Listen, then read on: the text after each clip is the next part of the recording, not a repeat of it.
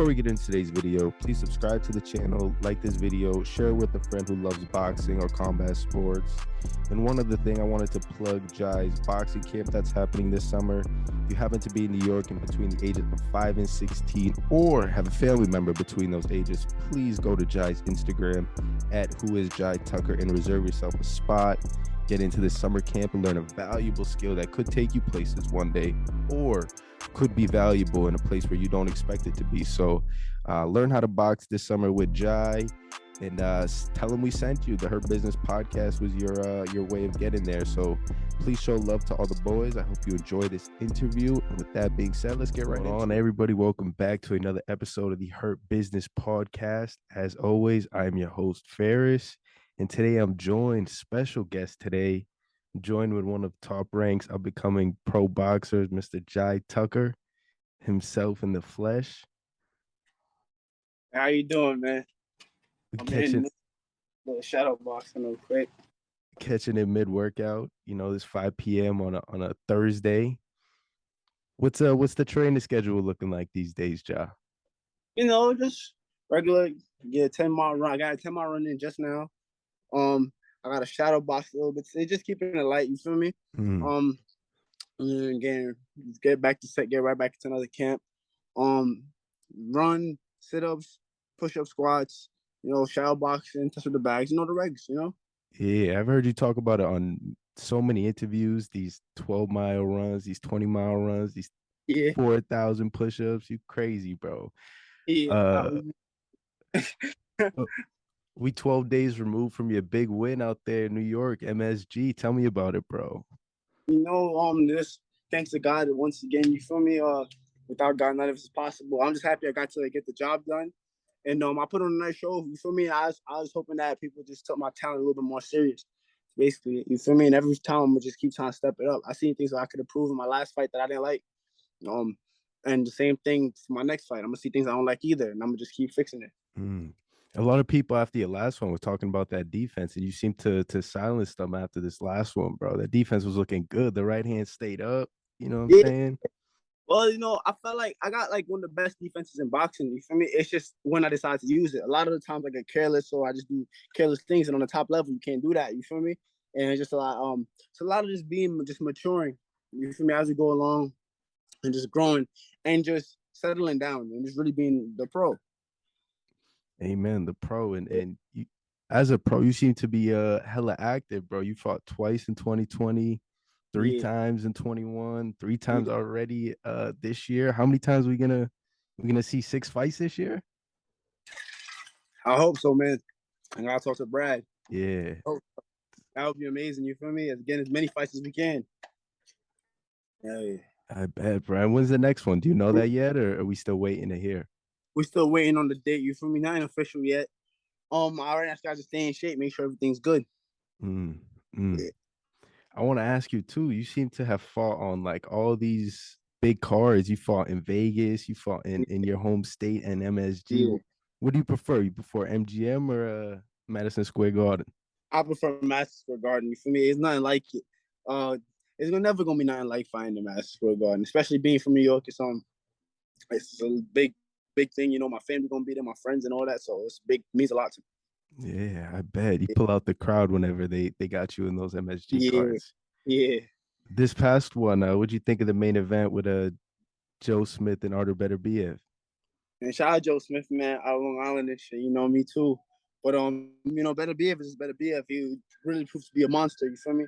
And that fight, really, I ain't gonna lie, that fight really elevated him for me and put him in the top 10 for me, pound for pound. Wow. Yeah, because I ain't gonna lie, I thought that fight was gonna be a much, much tougher fight for him. Only because not only is Joe Smith tough as nails, you feel me, but he also hits very hard himself, and he could take a punch. So when he got rid of Joe Smith like that, I was like, nah, his power is different. Yeah, that's the real deal. Yeah. How you think he lines up with Bevo? Interesting fight, but I'm going with Beterbiev. That power. Yeah, he's just relentless, man. He's relentless. Yeah, he is. Seen Bevo get cracked by Canelo. Bevo is the better boxer in my opinion, but I can't even say that because we focus so much on Beterbiev's power. We don't really see he does a lot of very, very, very intelligent things in a boxing ring. A lot of very intelligent things in a boxing ring. So people underrate his boxing skills as well. Yeah, I mean that goes to show that amateur background that he got Yeah. as an important part of a successful pro. And for you too, what's a long amateur background and how has that propelled you into becoming a successful pro? Well, me, like my amateur background wasn't long by any means. However, it was very deep though. Like I had a lot of my fights that were all meaningful. These were national tournaments, fighting the best Mm, guys in the country. I went overseas, won gold with Team USA, you know. And like so those 30 fights, those 36 fights that I had was they were all very meaningful. Even the ones that I had in the towns, I learned from them because something would happen. I viewed face adversity. You get what I'm trying to say? yeah. Or it teaches you how to deal with things from early, things that you're gonna need to know how to deal with. Not just inside the ring, like in terms of the fighting, but everything that comes with it. Right. And what it goes into being a pro. Yeah. What was the biggest adjustment you had to make going from an amateur to becoming a pro? Really just my approach to preparing for fights and stuff like that, you know. It was more of like a I don't know, it's very weird. Like in the pros, it's really more of like a drawn out marathon type vibe, you know. In the amateurs, it's the early bird gets the worms, the guy who gets it done first, you know, you gotta do the most. Like, you know, as a pro, that's just really been the main thing, and just adjusting my strength and my style, like transitioning my style because it's two different paces, you Mm, know, two settings. So it's just, even the crowds is different. Like it's a whole different vibe fighting as a pro. yeah, what you think that is the rounds, the difference in four versus like 6, 8, 10, 12 as a pro? I wouldn't even say the rounds because I wouldn't say the round. It's really just like just the setting, man. Mm, The setting and the pace. It's really the setting and the pace. mm, Because as an amateur, remember you well us, we was training, we trained for like you sparring 12, obviously sparring the fight. Where you sparring 12 rounds, 20 rounds, what you call it, 10 rounds, 20 rounds, 30 rounds. Or we just wilding in the gym. You go, you fight, them 3 rounds ain't really be nothing and for real, you know? But you go into pros, like, and even my second profile, like, I had to learn, yo, I gotta get stronger, one, and two, I gotta pace myself better because a lot of things that I get away with in the amateurs where I could reel off 100 shots from a guy every round, like, it's not really gonna work in the pros, or even if it does work, it's gonna really like take away from what you could be doing. You get what I'm trying to say? right. Yeah. 100. Even with my last fight, I learned that a little bit as well when it came to I caught the guy on the ropes and I'm punching him and I started hitting him with every shot. Against my fight against Sosa, I didn't hit Sosa with every shot. I missed a couple of them. I ain't like that. So when I got the guy on the ropes this time, I'm like, I bet I'm gonna make sure I hit him with every shot this time, or at least most of them. So I woke up, I started aiming him, and I'm hitting him with a lot of shots, but the ref is not stopping it though. Right. And I keep punching, I'm kind of side eyeing the ref, like, you know, Any and day now. yeah, any day now, literally. And he doesn't stop it. So then that's when I thought to myself, like, bro, I did all that for nothing, bro. At that point, bro, I could have legit just calmed down and hit him like 2, 3, 4 big shots and then got him out of there, you know? Mm. Those are the Yeah. important lessons of them 6 round fights bring you these early fights in your career like that. You don't need to, unload that gas tank, bro. You got to save them and use it Yeah. wisely type.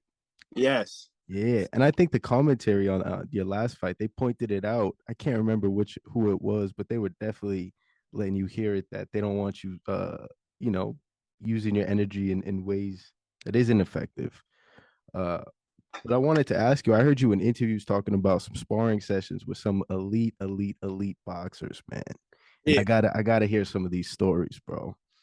Ah, I can't even dabble into the stories too much. And not necessarily the sparring themselves. I know that's Yeah, like written that like we don't speak about sparring, but more yeah, so just the camaraderie around like a big yeah, name like Shakur or like a yeah. Chris Colbert or a Like all these guys, you know, Shakur, Colbert, B Hop, you know, B Hop, yes um, sir. Richard Comey, you know, all these guys, man. Africa Richardson Hitchens, all Mm, these guys, man. They even Shushu, you know, Shushu's much smaller than me, but we definitely worked before. Um, uh, all these guys, man. It just goes to show you, and it lets you really know where you are in the game, where you stand, you know, and you guys develop respect for each other. They respect you, and you develop a respect for them and what they do. You get what I'm trying to say? yeah. and it gives you depth to your game because you see what makes them successful. You get what I'm trying to say? Mm. So it's one of those things that I'm really happy I got a lot of different experience with a lot of these guys, and it just really goes to show like how much ways you could really hit someone and not get hit, accomplish the goal of boxing in many different ways. You feel me? Everybody Mm. got a method. Yeah. So Shakur's a master at that, getting hit. I mean, hitting and not getting hit. yeah, yeah, That's a perfect guy to learn from. yeah, Shakur, Floyd, you yeah. know, All guys, man. hell For me, yeah. take something from him. Like with Shakur, one thing I learned about him was the distance. I learned that distance control from him. You get what I'm trying to say? Mm. Like now, if you watch a couple of my earlier fights, even now a little bit, I smother my shots a bit sometimes, but not as much as I used to. Like it definitely has decreased drastically. And even when I do smother my shots, I realize it fast and I like reposition myself some. But that learning the distance from watching Shakur and even like not necessarily sparring with him, but just really watching him, understanding what he was trying to do and understanding the spots to be in. You feel me? And just being a student of the game really helped grow my game. You feel me? Yeah. That's Yeah. that's the name of it, bro. Are you like a boxing nerd low key, or are you just a I like when I first started fighting, I was a kid. I was like 7, 8. So one of the things I used to do is really understand the history of the sport. Try to mm. understand where it started, the founding fathers of this are. You get what I'm trying to say? Yeah, I hear you. How everything kind of developed, and you get a better understanding and a higher level of respect for the sport. You feel me? And it makes you work much harder, and it really sets you like up here. Like when I call myself the GOAT, like Grace's era, I really mean that. You dig? Like Mm. nobody really nobody doing that. Nobody respects the sport as much as I respect the sport. I understand the sport in and out. And I've understood this sport in and out since I was like 15, 16, you know? And like so and I really feel like, bro, nobody in this world can beat me. And I'd bet a house on myself. Or I love that, bro. The confidence is screaming, my guy. I love to yeah. hear it. So since you're a boxing guy, who's some of your favorite guys all time? Maybe a top 3, top 5 list? I got two top fives. I got a top five favorite, like my favorite, right? Or no, I ain't gonna tell you my favorite. I'm gonna show you I got two greatest lists, all right? Cause I got a greatest list in terms of accolades, right? Okay. A greatest list in terms of the eye test, like the Okay. greatest fighter, like skill wise, from what you've Okay. seen. Yeah. I'm gonna start with the accolades list first. Just get out the way. First, the greatest fighter of all time, accolades speaking, is this interchangeable between 1 and 2. Manny Pacquiao and Sugar Ray Robinson. You can interchange those two, you know? Manny Pacquiao, of course, most division world championships, fighter of the decade, a list of all Hall of Fame fights. You can go on, you know? Sugar Ray Robinson, again, list of Hall of Fame fights. But the Hall of Famers he was taking down are like all-time greats, like top 10, top 20 caliber fighters, you know? And 5 division world champion. Number 3, Muhammad Ali. Mm. You know, Ali speaks for himself. You feel me? First ever 3-time world heavyweight champion. Countless amounts of awards. Great, great, great fighter. Number 4, you gotta go with De La Hoya. You feel me? De La Hoya, he again, tons and tons and tons of top quality opponents, wins and losses. 6-time division champion, Olympic gold medalist. And number 5. And number 5, I'm gonna have to go with Sugar Ray Leonard. Sugar Leonard at 5, you know, and Sugar Leonard again. You already know 4 Kings of the 4 Kings. Them guys are different alone. He Yeah. was the all 4 of those guys. You Olympic think gold medalist. Like, yeah, he was the best. It better was than Marvin? yeah. He beat Marvin, and I like Marvin more than I like not Durant. Leonard, Yeah. but he pulled it off on Marvin only because it just styles make fights, and his style wasn't gonna lose to Marvin's style. You feel me? Fair enough. Fair enough. He caught him too at a good time and towards the Caught him at very the end. time, like He you waited know. so But long. even then, he had eye surgery too. Sugar Ray, so I gave him a nod to that too because when I watched that fight and I tried to see where Hagler could have potentially won, I thought it was a close fight. I don't think he ran away with it. He definitely was a Right. close. Yeah. I just felt like every 30 seconds, Sugar Ray just kept edging around by just flurrying him real fast. You know? That speed. Yeah, that speed That and the speed kill. IQ Mm. and the clutch factor and the heart. You feel me? Like they both got heart, but the heart that Sugar Ray Leonard got is a different type of heart sometimes, man. It's just And you watch him, bro, it's like you watching a movie. Yeah, no bullshit. It's like a created character or something, like some Yeah, GI shit. yeah, word. Yeah. And now, as for my top five skills test, this is easy. This is, Number one, I got Vasily Lomachenko. wow. Lomachenko has done things I've never seen in boxing history, and I go all the way back. He's done things that I've never seen before, and it's just be like, damn, this nigga's nice. Yeah. He for real is. Didn't you fight on Yeah, his undercard yeah, one of your yeah. My fights? second fight was underneath him versus Teal. You got a chance to meet him?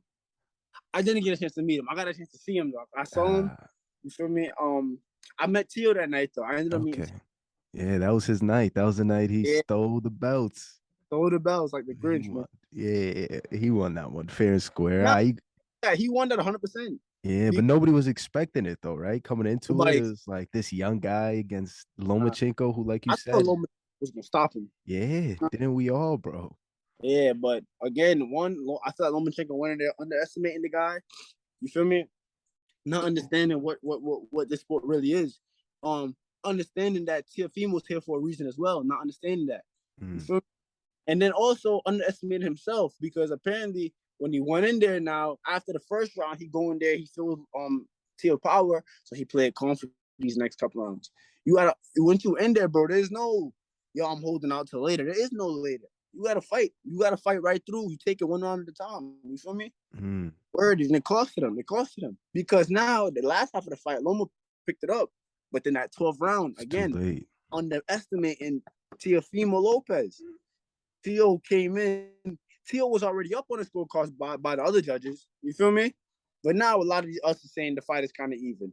But now Teo understands that a lot of these people think the fight is kind of even. So he picked it up another notch in that 12th round. It really took it from Loma. And after that fight, I respected Teo 100%, like way more. Like I was like, nah, bro, like good shit, bro. You did that shit. Word. Yeah, amen. That's another guy from New York, Yeah, the home state. He yeah. earned it that night, bro. He He outboxed earned him, and that. it was too late for Loma to turn it around. Although he did a little Yeah, bit at the end, it was too late. he did, but like you said, it was too late. And again, too, he gave up too many rounds. Yeah, He gave up half the fight, and then expected to try to. The best he was getting was a draw. Even if, like, you know what I'm trying to say? yeah, that's a little kind of a little Yeah, too close, Loma. exactly. Like, So yeah. what you think of Cambosis versus Loma versus Lopez? Yeah, yeah, that next one. Uh, I mean, I heard that Lopez. I feel like it was just Cambosis' night. You feel me? I heard Yeah, a lot about Lopez. One, was having trouble with 35. Two, he stepped in the ring kind of sick. Again, there ain't no excuses in boxing though. Like that's where like it's a kind of like a blurred line because although all these things were happening, we all know the code. Like once you step in that ring, bro, like none of that really matters. You get what I'm trying to say? Like right. it simply put just doesn't matter. If it bothers you that much, you should have understood that, yo, this may be an ailment to me. Yo, everybody, yo, we gonna set this for another time. But I understand everything, the fight kept getting delayed and pushed back and the business aspect of it. But man, end of the day, we fighters, man. You feel me? That's what we gotta do. We gotta do the best thing for you and your family and making sure you get that win any means possible. So Amen. That's what Cambosis did that night. He took them belts. he made sure. Yo, I knew Cambosis was serious years before they even fought. Because when I was an amateur, I'd be scrolling through Instagram and I seen Cambosis on Instagram and I was like, nah, because I was 138 and he was fighting 135. I was like, fight this guy soon.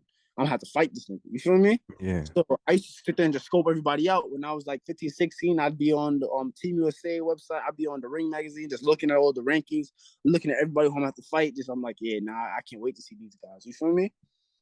But like, yeah, but yeah. So when I seen the Cambosis fight, I was like, nah, this gonna show us a lot about Teofimo. Cambosis ain't no joke. Yeah, yeah, and it sure did show us a lot about Tiafimo. Hopefully, we see him fight. I heard he got a fight coming up in a few months, Yeah, which is nice in August. Nice to see him return. yeah.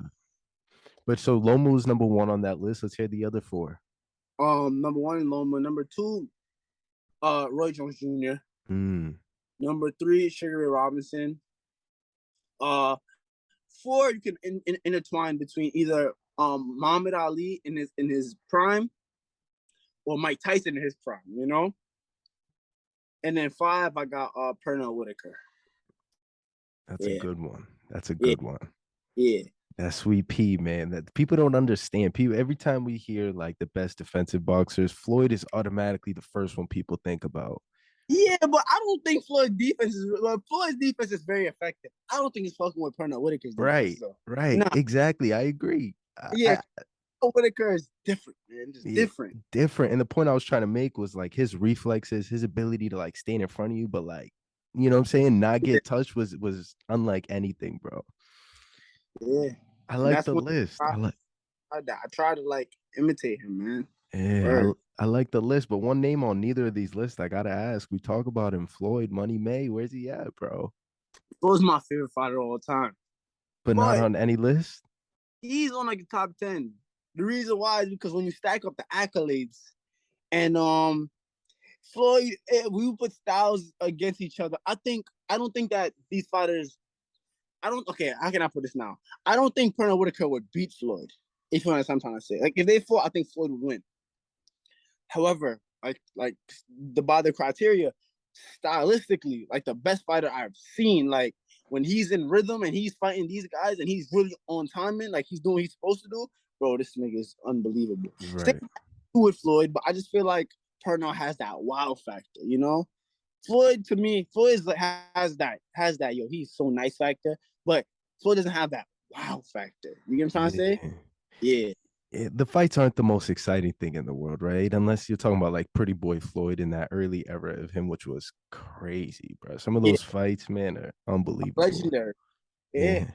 yeah, and yeah, man. Floyd's stamp on boxing was not just on the because he impacted this whole generation. You feel me?